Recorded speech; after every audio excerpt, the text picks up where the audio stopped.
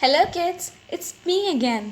तो आज मैं थोड़े से अलग क्वेश्चंस लेके आई हूँ जो है एनसीईआरटी एग्जाम्पल के लाइन्स एंड एंगल्स की। जैसे हमने पहली 2 वीडियोस में देखा था, हमने NCERT examples and question solve करे थे जो थोड़े इंपॉर्टेंट मुझे लगे। तो आज मैं थोड़े से थोड़े से क्वेश्चन लाई हूँ एग्जाम्पलर के। तो आज लाइन्स एंड एंगल्स को अच्छे से सॉल्व करते हैं एग्जाम्पलर से। एग्जाम्पलर कोई टफ नहीं होती, लेकिन बच्चे उसको भी टफ बना देते हैं, लेकिन it's not a tough book at all. तो ये बहुत ईजी है। Let's do. सारी एनसीईआरटी का कंसेप्ट है, कुछ अलग नहीं है। So let's go again. सबसे पहला क्वेश्चन हमें क्या कहता है? OP is parallel to RS and angle OPQ is equal to 110। Angle QRS is equal to 130। तो हमें PQR मतलब ये वाला एंगल निकालना है।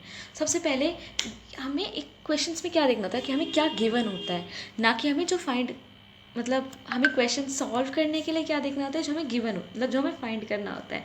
तो और हमें उस गिवन को हम ऑब्जर्व करते हैं कि हम उस गिवन से जो हमें निकालना है उसमें कैसे कनेक्शन बनाऊँ। तो मैंने देखा कि ये दोनों पैरेलल है, हाँ पैरेलल है। तो अगर मैं इसको थोड़ा सा लंबा कर दूँ कंस्ट्रक्शन करके, खींच दूँ इसको, तो अगर मैं ये वाला एंगल और ये वाला एंगल निकाल लूँ तो मेरे पास ये वाला एंगल आ जाएगा एंगल सम प्रॉपर्टी से।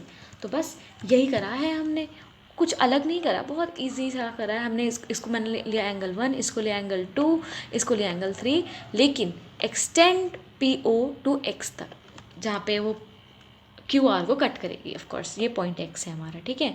तो बहुत सिंपल है, कुछ नहीं। पहले मैंने इसमें लीनियर पेयर लगा दिया, लीनियर पेयर, तो मेरे पास एंगल 1 की वैल्यू आ गई 70 डिग्री, ठीक है। फिर यहाँ पे वो इंटीरियर एंगल वाली प्रॉपर्टी की वो 180 डिग्री होता है सम उनका, हाँ। तो यहाँ से एंगल 2 की वैल्यू आ गई 50 डिग्री, ठीक है। तो angle 2 is equal to angle 3 होता है। तो एंगल 2 एंगल 3 है, तो मेरा मतलब वो वर्टिकली अपोजिट एंगल से वो हमारा हो जाएगा, हो गया ना, मतलब क्योंकि अगर कोई दो स्ट्रेट लाइन इंटरसेक्ट करती है तभी वर्टिकली अपोजिट एंगल बनता है, ठीक है। कुछ और नहीं है, बहुत सिंपल सवाल है। हमें एंगल 1 मिल गया, 3 मिल गया। अब हम एंगल सम प्रॉपर्टी लगा देंगे एक ट्राइंगल की इसमें, और हमें एंगल POR निकल जाएगा जो है हमारा 60 डिग्री। बस, कुछ टफ था नहीं था।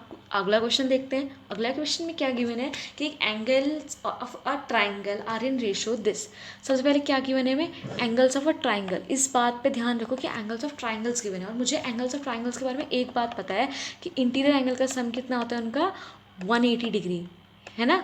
180 डिग्री होता है। तो अगर मैं उनके रेशियो को अगर मैं उनके कॉमन रेशियो को x मान लूँ, मैंने क्या माना है यहाँ पे x, तो मेरे पास एंगल्स क्या हो गए, 5x, 3x और 7x हो गए ना। तो अब मैं इनमें ऐड कर दूँगी 5x plus 7x plus 3x is equal to 180 degree. क्यों? क्योंकि angles of a sum of a triangle, sum of the angles in a triangle is 180 degree. तो हमारे पास x की वैल्यू आ गई 12।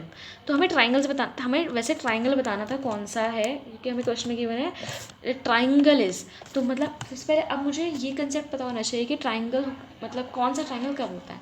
एक्यूट एंगल हमें पता है, एक्यूट एंगल मतलब सारे जो हमारे एंगल होते हैं वो 90 से कम होते हैं।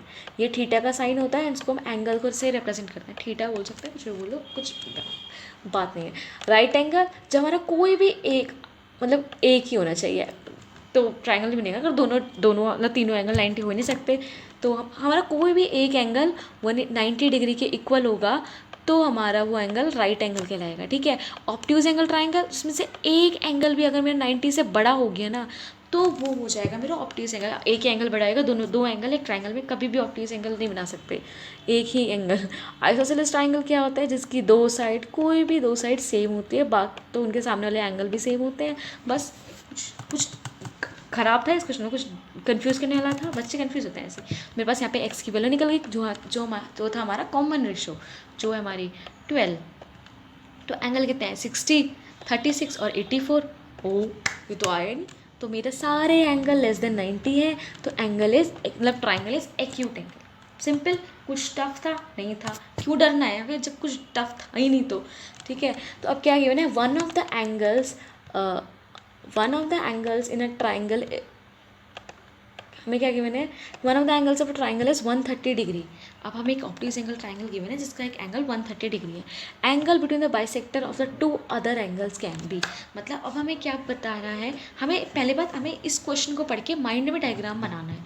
मतलब एक ऑब्ट्यूज एंगल ट्राइंगल है मेरा, जैसे ये मान लो, ठीक है, ये मेरा ऑब्ट्यूज एंगल ट्राइंगल है, ये मेरा 130 है। The angle between bisector of other two angle, मतलब जो ये दोनों एंगल का एक बाइसेक्टर बनेंगे जो इंटरसेक्ट करता है। ऑफ कोर्स करेगा, क्यों नहीं करेगा, पैरेलल थोड़ी ना है दोनों।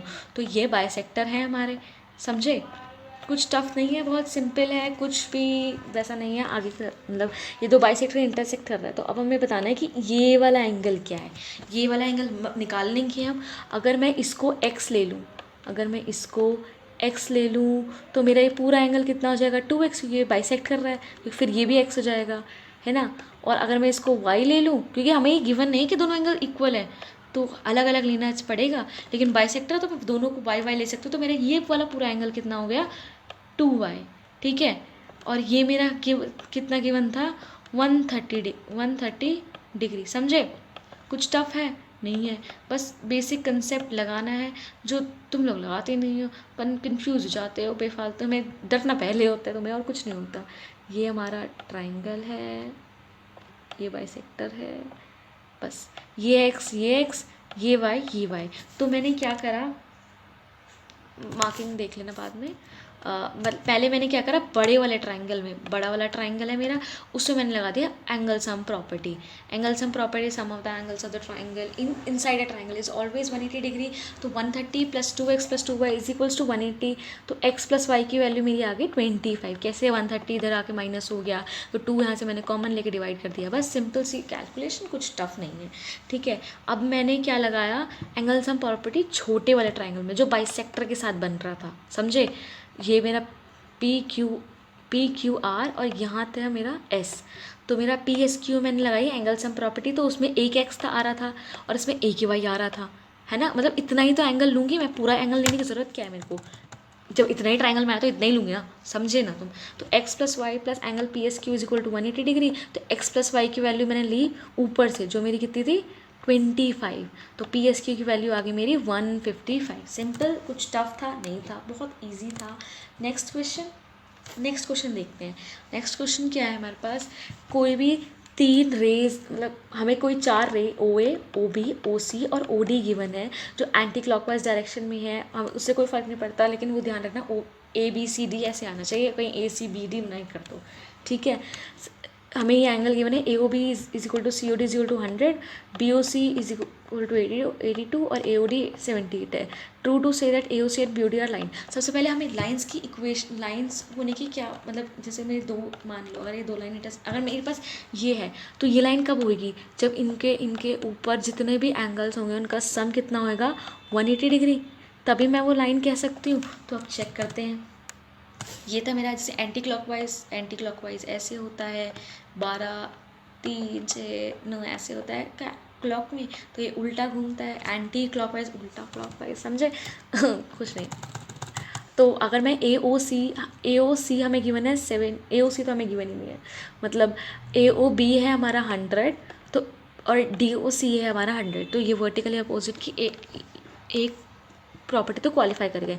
लेकिन वर्टिकल अपोजिट ये कहता है कि दोनों साइड के इक्वल, अगर ये वाला इक्वल है तो ये वाला भी इक्वल होना चाहिए। क्या इसमें वाला इक्वल है? नहीं है, ठीक है। एक तरीका तो इस क्वेश्चन को सॉल्व करने का ये हो गया। दूसरा तरीका हम लीनियर पेयर से सॉल्व कर सकते हैं। कोई ज़रूरी नहीं कि एक क्वेश्चन को एक ही तरीके से, ज़रूरी नहीं कि जो तरीका मैं बता रही हूँ वो ही है, मतलब तुम कोई और तरीका भी निकाल सकते हो, उसमें कोई डरने की बात नहीं, लेकिन तरीका सही होना चाहिए, ठीक है। तो मैंने इसमें लीनियर पे लगाया, जैसे मैंने AOC में देखा ये वाला एंगल भी 180 के इक्वल नहीं, ये वाला एंगल भी 180 के इक्वल नहीं है, तो ये लीनियर पेयर नहीं बना रहा, तो ये लाइन फॉर्म नहीं कर रहा। सेम चीज़ मैंने BOD में ट्राई करी, 100 + 82 और 100 + 78 कहीं बन रहा है? नहीं बन रहा। तो दोनों में से कोई लाइन नहीं है। देखो आज के लिए ठीक है। तो अपने ऐसे बहुत में कुछ अलग करा हमने नहीं ना, तो क्यों इतना डरते हो एग्जाम्पलर जैसे बुक्स से तो बड़े होकर डरना, मतलब तब भी डरने की बात है, तब भी ईजी होती है। तो मैं क्या कहना चाह रही हूँ कि आज इतने ही करते हैं, 4 मतलब जितने क्वेश्चंस करे हैं। तो मैंने क्या करा, बस कुछ प्रॉपर्टी हैं जो हमें माइंड में रख के सॉल्व करना पड़ता है, बाकी कुछ कन्फ्यूजन हो कुछ नहीं होता, ठीक है। चिल करो और आराम से पढ़ाई करो, बाकी क्वेश्चन देखेंगे हम नेक्स्ट वीडियो में। Bye bye. हेलो।